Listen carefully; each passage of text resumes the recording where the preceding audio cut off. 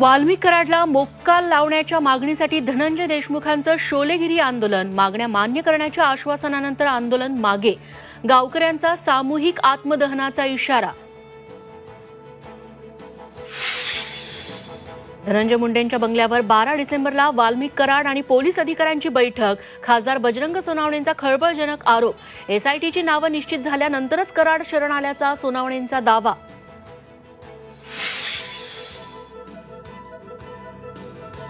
शक्तीपीठ महामार्गासाठी पुन्हा हालचालींना वेग, विरोध असलेला भाग वगळून महामार्ग होण्याची शक्यता।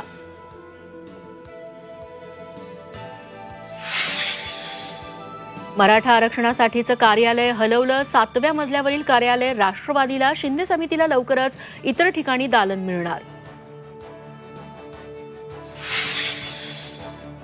मंत्र्यांच्या बंगल्यावरील खर्चाला मुख्यमंत्री देवेंद्र फडणवीसांकडून लगाम, अनावश्यक खर्च टाळण्याच्या मुख्यमंत्र्यांच्या सूचना।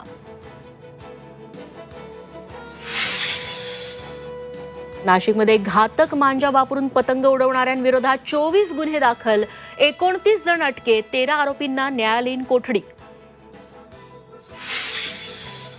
टक्कल पडण्याची साथ आलेल्या बुलडाण्यातील 11 गावात केंद्रीय आयुष मंत्रालयाच्या 3 टीम दाखल, आतापर्यंत 140 जणांनी गमावले केस।